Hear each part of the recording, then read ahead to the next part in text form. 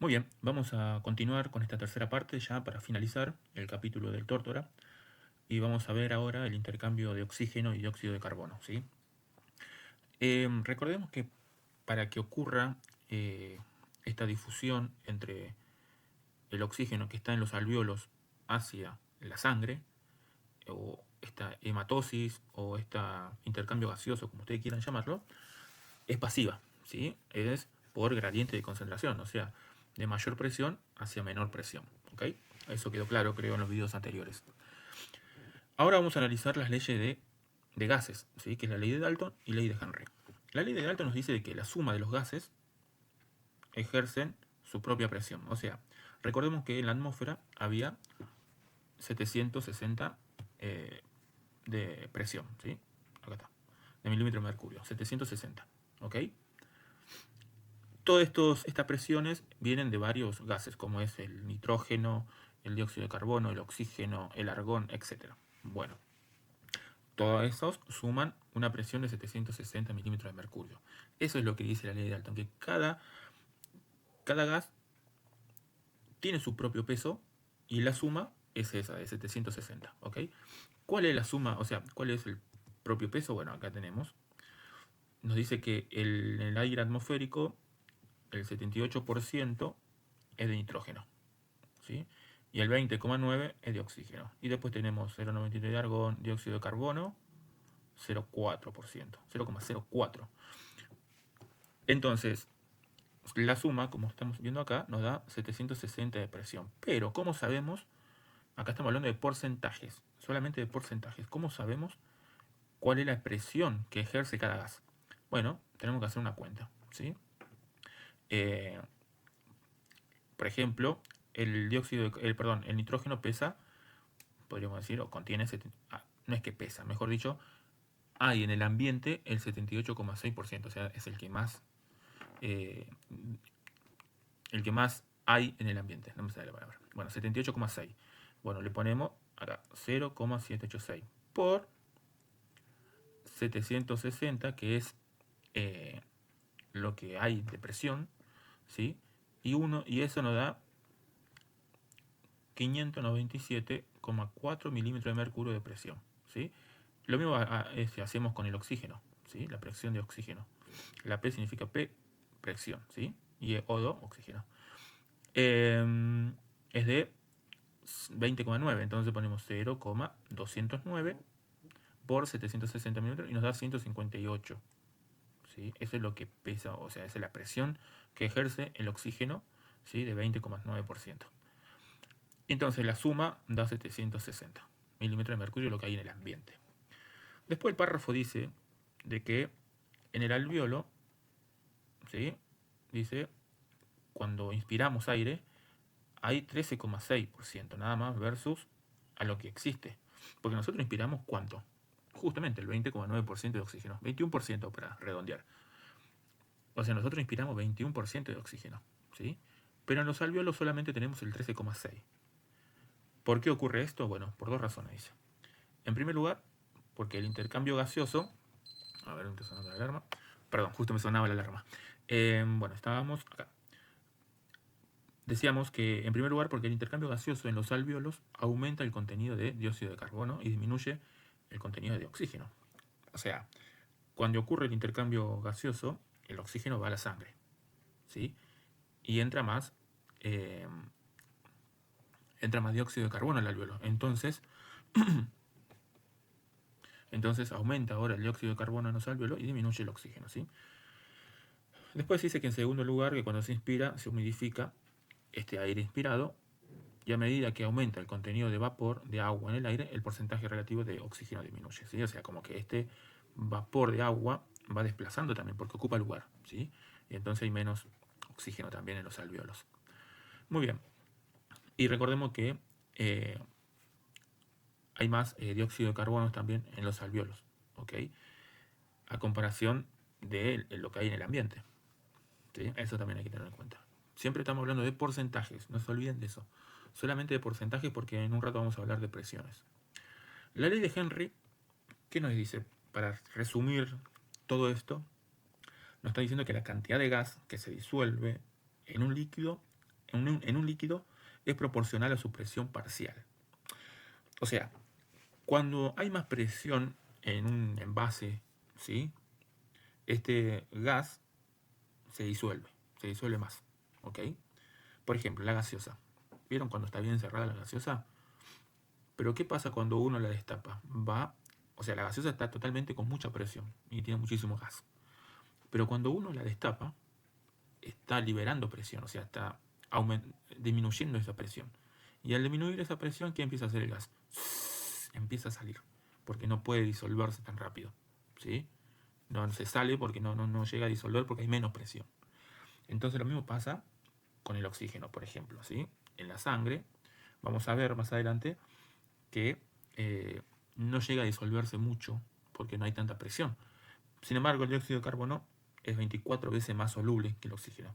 Y entonces hay más, o sea, hay mucho más dióxido de carbono en el plasma que oxígeno, ¿sí? Plasma, recuerden, plasma. Muy bien. Y ahora sí vamos a ver algo que yo les había mencionado un toque al principio, que está acá, respiración externa e interna, ¿sí? Recuerden que habíamos dicho que, que la ventilación era el aire que fluía, que inspiramos y expiramos, que también se le decía respiración a eso. Pero yo le decía ojo porque también se le llama respiración a otra cosa, algo más fisiológico que ocurre dentro de nuestro organismo, que es la respiración externa e interna, ¿sí?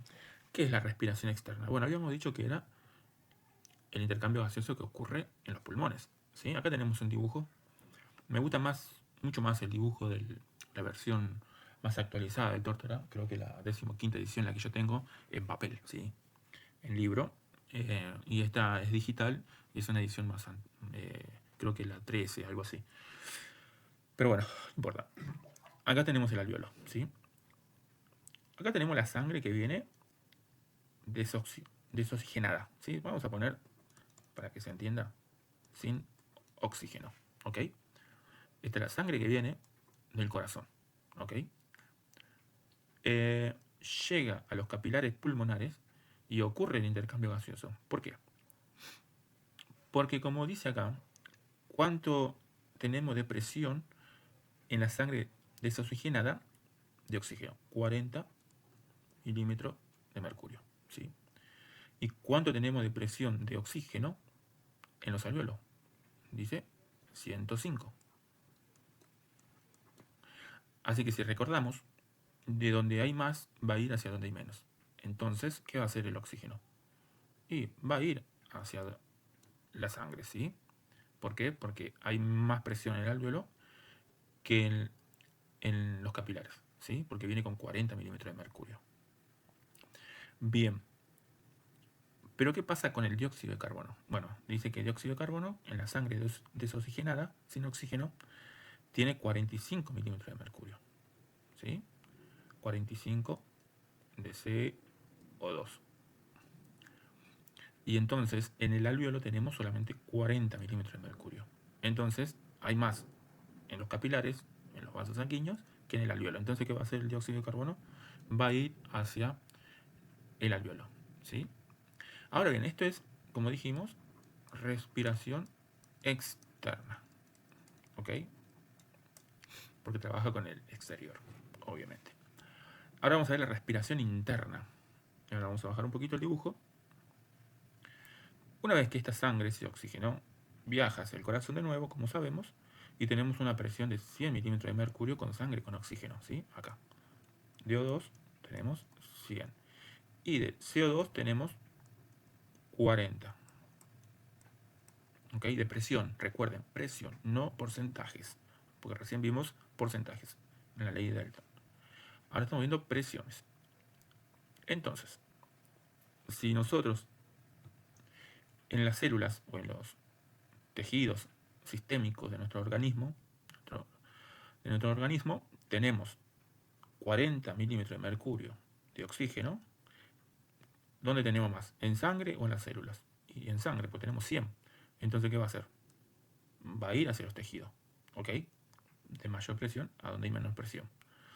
Ahora bien, de dióxido de carbono tenemos 45, mucho más en los tejidos sistémicos que en los capilares. Entonces, ¿qué va a hacer el dióxido de carbono? Va a ir hacia la sangre. Y ahí empieza todo de nuevo, ¿sí? Sangre sin oxígeno, empieza a dar toda la vuelta. Y esto es lo que llamamos respiración interna, ¿sí? Es eso, la respiración externa y la respiración interna.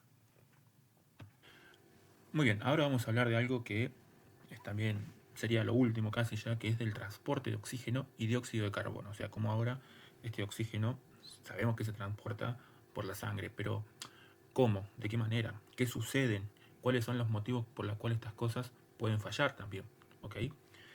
Bien, tenemos que entender que la sangre, como habíamos dicho, encuentro mi lapicera, habíamos dicho que el oxígeno, perdón, no se disolvía tanto en la sangre, ¿sí? ¿Ok? Por ejemplo, del 100% de oxígeno, que va por la sangre, solamente dice que, voy a dibujar, solamente el 1,5% se disuelve en la sangre. Y el resto, el 98,5%, va unido a la hemoglobina en los eritrocitos. El 1,5% en el plasma, ¿sí? Recuerden eso. Por eso recién les decía yo, se disuelve en el plasma, ¿ok? Porque lo demás va mediante la hemoglobina, ¿sí? Los eritrocitos. Por ejemplo, a ver qué puedo dibujar acá.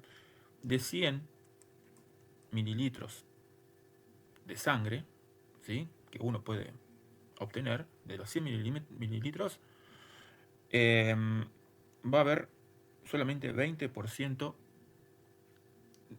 de oxígeno, ¿ok? 20%.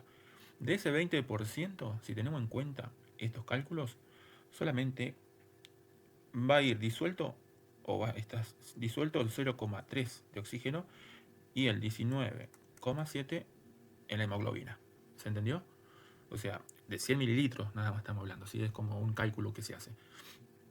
Pero recuerden que es poca la sangre que se disuelve, el oxígeno que se disuelve en plasma.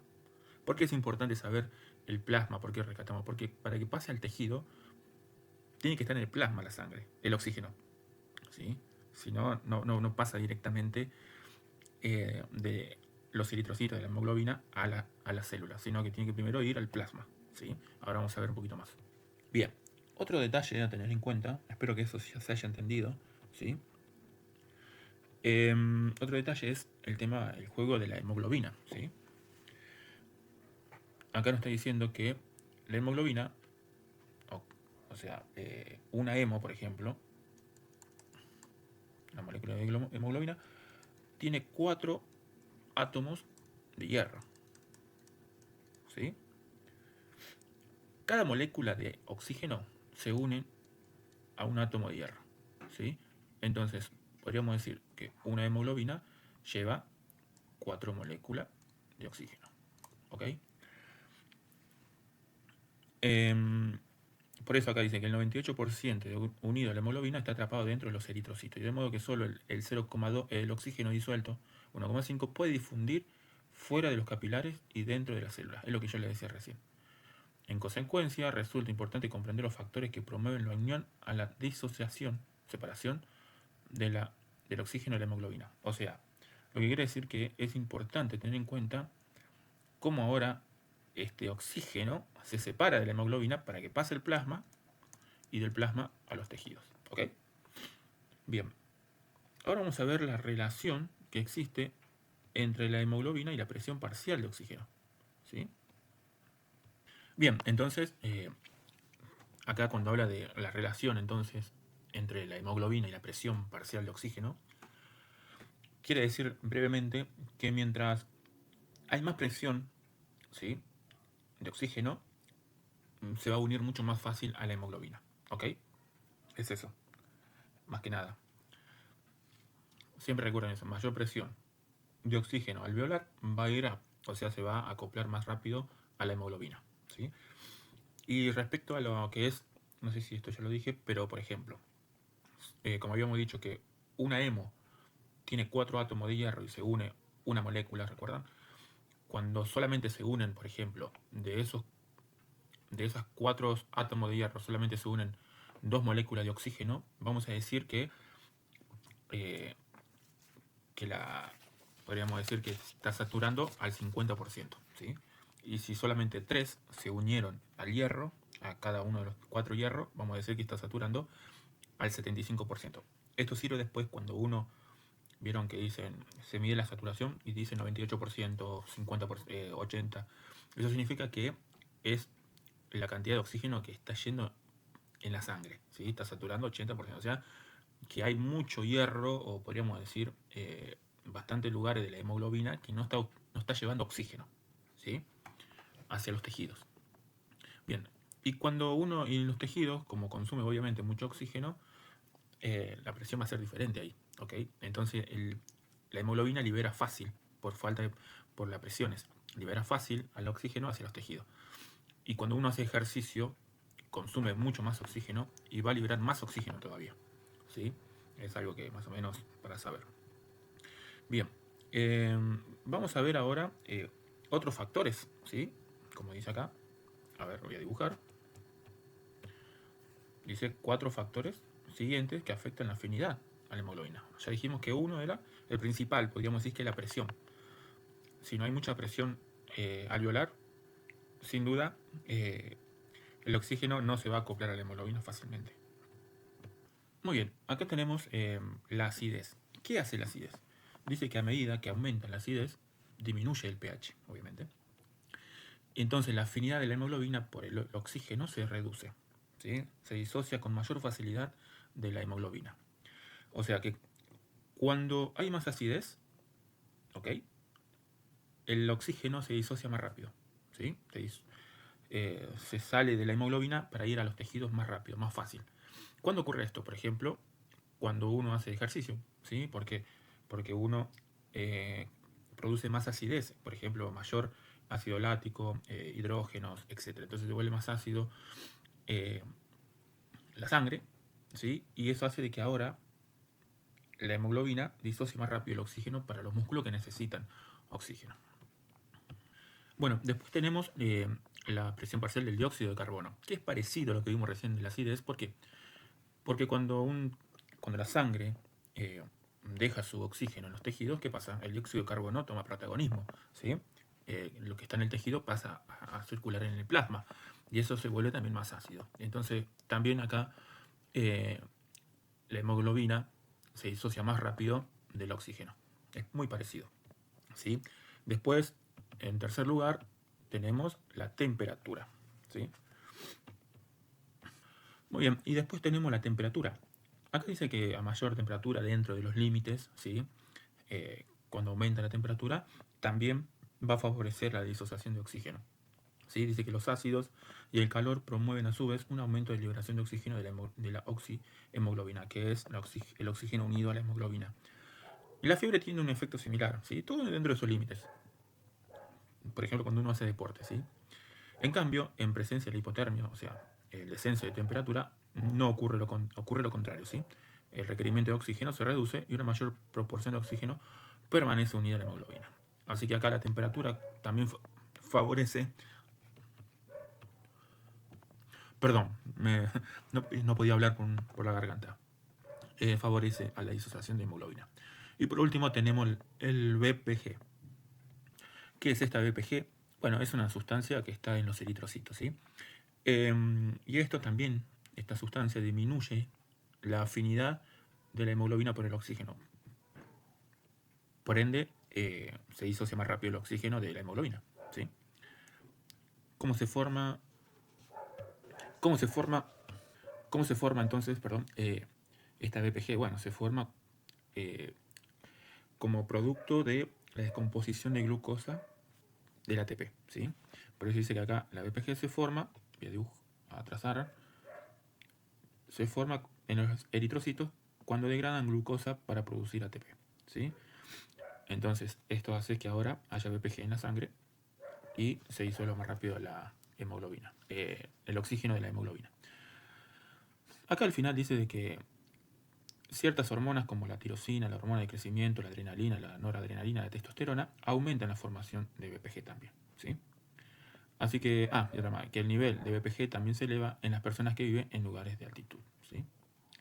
Bien, para finalizar, porque vamos a dejar acá, vamos a hablar del transporte del dióxido de carbono. Bien, acá el transporte de dióxido de carbono va a ir disuelto en el plasma solamente el 7%, después el 23% por compuestos carbamínicos y el resto por iones de bicarbonato, ¿sí? El 70%. Después, si ustedes lo quieren leer, lo pueden hacer. Bien, hasta acá llegamos porque después creo que empiezo a hablar más que nada del control respiratorio, etcétera, ¿sí? Yo lo quiero dejar acá para terminar este capítulo. Muchas gracias.